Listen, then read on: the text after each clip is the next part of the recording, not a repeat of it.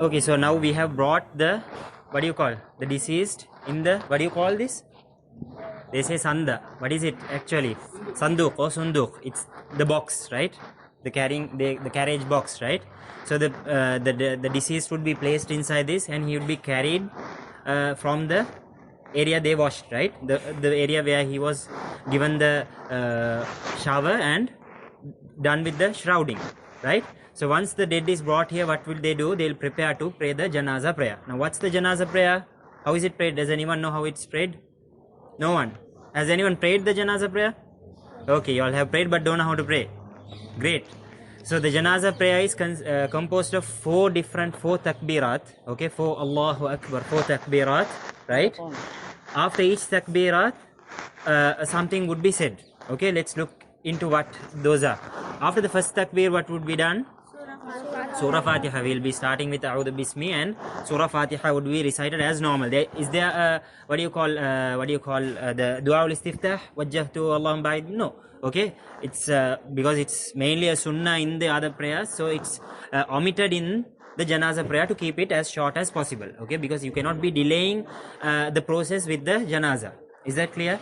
So once that's done, you will be reciting. You carry your hands, Allahu Akbar, and then A'udhu Bismi and Surah Fatiha. Alhamdulillahi Rabbil Alameen. As usual, you will recite the entire Surah Fatiha. And then what you do again? Allahu Akbar. Now it's from the Sunnah to raise your hands for all 4 takbirat. And it's also from the, it's also authentic that you do not raise for the other 3 takbirat. Meaning, you will raise your hands for Allahu Akbar, and then the rest of the 3 you will say Allahu Akbar with your hands without moving your hands. That's also valid. Or else, it's even more correct to raise your hands. Is that clear? So Allahu Akbar, A'udhu billahi minash shaitanir rajim, Bismillahir Rahmanir Rahim. You will recite Alhamdulillahi Rabbil Alameen Ar-Rahmanir Rahim, Maliki Yawmiddin, Iyyaka na'budu wa iyyaka nasta'in, Ihdinas siratal mustaqim, siratal ladhina an'amta alayhim, ghayril maghdubi alayhim waladdallin. Ameen. And then Allahu Akbar, what would you do? Salawat upon the Prophet sallallahu alaihi wasallam. Now it can be any form of salawat. You know, the simplest from Allahumma salli ala Muhammadi wa ala ali Muhammad, and the most appropriate one would be the one you recite for the last tashahhud.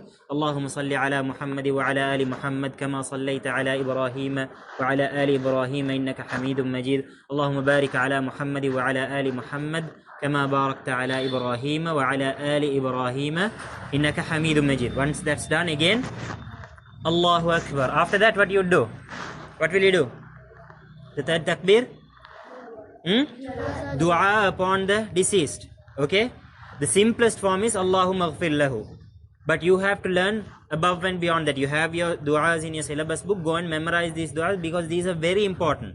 Because you are making dua for the deceased. This is one of the opportunities to make dua for the deceased. Is that clear? Allahumma ghfir lahu warhamhu wa'afihi wa'afu anhu akrim nuzulahu. There is a lot of du'as like that. Allahumma ghfir li hayyina wa mayyitina. So there are many versions of this dua. Some are very lengthy and some are very short. You have to learn all of these du'as and then recite this when? After the third takbir. Once you're done with the dua, what do you do?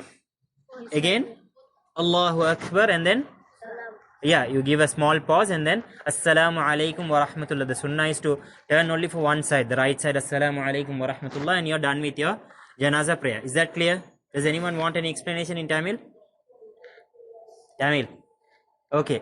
நாங்கள் என்ன செஞ்சோம்? குளிப்பாட்டிட்டு என்னது கஃபன் செஞ்சுட்டு, அதாவது குஸ்ல் செஞ்சுட்டு கஃபன் செஞ்சுட்டு எங்கே கூட்டிகிட்டு வந்தோம்? தொழுகிற இடத்துக்கு, அதாவது முசல்லா இல்லாட்டி பள்ளி உள்ளுக்கு சிலவங்க வந்து தொழுவிப்பாங்க, அந்த இடத்துக்கு எடுத்துகிட்டு வந்து வச்சாச்சு. இதுக்கு என்ன சொல்கிறேன்? இதுக்கு என்ன சொல்கிறேன்? சந்தூக். ஃபர்ஸ்ட்டுக்கு சொன்னா, what do you call this? சந்தூக். ஓகே, யூ கேரி த சந்தூக். நீங்கள் தூக்கிட்டு வந்து நீங்கள் வைப்பீங்க, வச்சுட்டு ஜனாசுடைய தொழுவீங்க. விளங்கிச்சா? அதை இமாமுத்தர் தொழுவிப்பார், அதை வந்து பின்னுக்கு எல்லாரும் மீது தொழுவாங்க. எப்படி தொழுவீங்க? எத்தனை தக்பீராத்திக்கு? 4 தக்பீராத், 4 தக்பீராத். ஓகே, ஃபர்ஸ்ட் தக்பீருக்கு போகிறோம் சூரத்துல் ஃபாத்திஹா, அவுது பிஸ்மியோட சூரத்துல் ஃபாத்திஹா. அதுக்கு போகிறோம் ரெண்டாவது தக்பீர் சலவாத் upon the Prophet Muhammad. Multiple versions, எத்தனையோ வெர்ஷன்ஸ் இருக்குது. இப்போ நீங்கள் தஷஹுதுக்கு ஓதுவீங்க, விளங்கிச்சா? அல்லாஹும்ம ஸல்லி அலா முஹம்மத், கடைசி தஷஹுதுல ஓதுவீங்க, அந்த சலவாத்தை ஓதுவீங்க. அதுக்கு போகிறோம் மூணாவது தக்பீருக்கு போகிறோம் அல்லாஹும்ம க்ஃபிர் லஹு வர்ஹம்ஹு. என்ன சரி ஒரு துவா, யாருக்காக வேண்டிய துவா? மையத்துக்காக வேண்டி துவா. அதில் வந்து கொஞ்சம் கொஞ்சம் வித்தியாசப்படும். என்னத்துக்கு? மேல் ஃபீமேல், அதாவது ஆம்பளையா பொம்பளையான்னு பொறுத்து அல்லாஹும்ம ஃபிர் லஹா வர்ஹம்ஹான்னு சொல்லி அப்படி மாறும். விளங்கிச்சா? Is that clear? No, you don't recite the same dua for both men and women. There are versions, you all know that, right? Allahumma ighfir lahu and Allahumma ighfir laha. Okay? Allahumma ighfir lahu, Allahumma ighfir laha. விளங்கிச்சா? அதுக்கு பிறகு நாலாவது சலாமுக்கு பிறகு கொஞ்ச நேரம் pass பண்ணிட்டு ஒரு சைடுக்கு ரைட் சைடுக்கு திரும்பி அஸ்ஸலாமு அலைக்கும் வரஹ்மத்துல்லா. விளங்கிச்சா? அதோட the janaza prayer is complete. And then next what? Burial. So you again carry the, what do you call this? சந்தூக். இது யார் சரி 4 பேர் இல்லாட்டி எத்தனை பேர் சரி அதை தூக்கிட்டு போயிட்டு எங்க போவாங்க? What do you call that? மக்பரா. Where you bury, right? அடக்கஸ்தானுக்கு என்ன சொல்றே? மக்பரா. Okay. So you carry the dead person or the deceased in the sandak to the place where you would bury. Okay, let's do that now. Right, inshallah இரண்டாவது கடமை. மூணாவது கடமைகளுக்கு நீங்க செஞ்சு பழகிட்டீங்க. இப்ப சரியா? First என்ன செஞ்சீங்க? குளிப்பாட்டினீங்க. ரெண்டாவது கப்பன் செஞ்சீங்க. மூணாவது தொழுகைக்காக வேண்டி வந்து நின்று தொழுது பழகினீங்க. சரியா? தொழுது காட்டுங்க எல்லாரும். 3 தக்பீர் கட்டுங்க எல்லாரும். ஃபர்ஸ்ட் அல்லாஹ் அல்லாஹ் அக்பர். எல்லாம் ஒரே கை வச்சுங்க எல்லாரும். கை நேரம் வைங்க. தொழுகைக்காக வேண்டி கையை போடுங்க. படிங்க, கையை போடுங்க. இப்போ ஒருத்தர் வந்து இப்ப அந்த ஆம்பளையோட ஜனாசா இருந்தா எங்க நிக்கிறது? இஃப் இட்ஸ் a male, அதாவது ஒரு ஆம்பளை ஜனாசா இருந்தா என்ன செய்யணும்? தலைக்கு நேரா. If the head is here, will be standing straight like along with his head. Is that clear? அதாவது அவட தலை எங்கனிக்குதோ அது ஆணிக்கு தான் நிக்கணும். சரிங்களா? இமாம் ஆணிக்கு தான் நிப்பாரு. Is that clear? So I'll be standing here. And if it's a woman, ஒரு பொம்பளை இந்த நடுவுல, அதாவது அவங்களோட பாடியில வந்து நடுவுல நிக்கணும். விளங்கிச்சா? அப்ப நடு பகுதியில நின்று இமாம் தொழிப்பாரு. Is that clear? சரியா? ஓகே. இங்க வாங்க. இப்ப யாரையாவது ஒருத்தர் மையத்து, ஒரு வாப்பாவுடைய மையத்து, மாமாவுடைய மையத்து, சரியா? தொழுகும் போது முதலாவது கைகளை உயர்த்தி என்ன செய்யணும்? ஜனாதாவுடைய தொழுகையை சொல்லப்பட்ட ஜனாதாவுடைய 4 தக்பீர்களையும் நாங்க கட்ட போறோம் என்று நியத்து வச்சுக்கொண்டு தக்பீரை கட்டி கொள்றது. கட்டிட்டு அதுக்கு பின்னால ஃபாத்திஹா சூரா, அதுக்கு பின்னால சலவாத்து, அதுக்கு சத்தமா சொல்லி தருவாரு. அதே மாதிரி சொல்லணும் நீங்க. சரியா? அல்லாஹு அக்பர். بسم الله الرحمن الرحيم. الحمد لله رب العالمين الرحمن الرحيم مالك يوم الدين إياك نعبد وإياك نستعين اهدنا الصراط المستقيم صراط الذين أنعمت عليهم غير المغضوب عليهم ولا الضالين آمين. الله أكبر. اللهم صل على محمد وعلى آل محمد كما صليت على إبراهيم وعلى آل إبراهيم إنك حميد مجيد. اللهم بارك على محمد كما باركت على إبراهيم وعلى آل إبراهيم إنك حميد مجيد. الله أكبر. اللهم اغفر له وارحمه. الله أكبر. السلام عليكم ورحمة الله.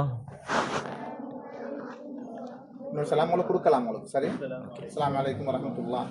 ஐப்ரோ இந்த அல்லாஹ் மக்ஃபிர் லஹு என்று சொல்லிட்டா முடிச்சாரு. அதல்ல நிறைய துஆக்கள் இருக்கு. அல்லாஹ் மக்ஃபிர் லஹு வர்ஹம்ஹு வஆஃபிஹி வஅஃபு அன்ஹு வஅக்ரிம் நுஸுலஹு சொல்லி புக் 3ல வந்து வரக்கூடிய துஆக்கள் இருக்கு. அதுல நிறைய துஆக்கள் வருது. கட்டாயம் தொழுகை என்றாலே துஆ தான். அந்த மையத்துக்காக வேண்டி மிக முக்கியமாக துஆ தான் கேட்கணும் நீங்க. சரியா? சரியா? துஆ வந்து ஆக முக்கியம். அதனால எல்லா பிள்ளைகளும் கட்டாயம் துஆவை பாடமாக்கணும். இன்ஷா அல்லாஹ் இன்றைக்கு வைத்து துஆவுடைய அந்த இதை எழுதித்தாரன் அது குரூப்ல போடுவாங்க. இன்றைக்கு எல்லாரும் அந்த துஆவை பாடமாக்கி மண்டே இன்ஷா அல்லாஹ் நீங்க ஒவ்வொருத்தரும் அந்த துஆக்களை பாடம் கொடுக்கணும்.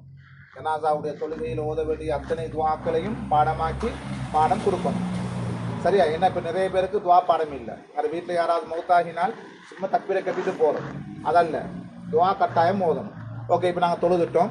இப்போ நாங்கள் மையத்தை தூக்கிக்கொண்டு ஜனாசாவுடைய அந்த சுந்தூக தூக்கிக்கொண்டு சந்தா கொண்டுவாங்க அதை தூக்கிக்கொண்டு அப்படியே மையவாரிக்கு போக போறீங்க. Okay, one more important thing. What do you call the prayer? Salatul Janaza. Okay, Janaza prayer. And one more important thing to note is there is no, what do you call, ruku or sujud. Okay, when you say Allahu Akbar, you don't go down. Is that clear? Okay, there is no ruku or sujud, and it won't be conducted loud. It's not a loud prayer. Only the takbirat would be said aloud.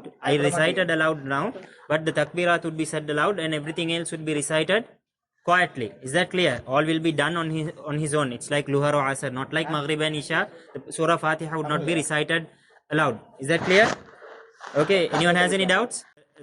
என்ன சலாத்துல் ஜனாசாவில் முக்கியமான ஒரு விஷயம் தான் சுஜூத் ருக்கு இல்லை தக்பீர் சொல்லக்குள்ள நீங்க பணிய போகப்படாது விளைஞ்சா கிட்ட கிட்ட தான் நிற்பீங்க அது சொல்லி சுஜூத் ருக்கு போகலாம் விளைஞ்சா மற்றது வந்து என்னது சத்தமாக ஓதப்படாது எதுவும் சத்தமாக சூரா ஃபாத்திஹாவும் சத்தமாக ஓதப்படாது அதெல்லாம் சைலண்டாக தக்பீர் மட்டும்தான் சத்தமாக சொல்லப்படும் மற்றதெல்லாம் சைலண்டாக தான் ஓதப்படும் விளைஞ்சா அதாவது நீங்கள் தனித்தனியாக சூரா ஃபாத்தியா ஓதிக்கொள்ளணும் துவா கேட்டுக்கொள்ளணும் சலவாத்தை ஓதிக்கொள்ளணும் விளைஞ்சா ஓகே மற்றது துவாக்களை பாடமாகிவோம் சொன்ன மாதிரி memorize the du'as before Monday and give your lessons. Is that clear?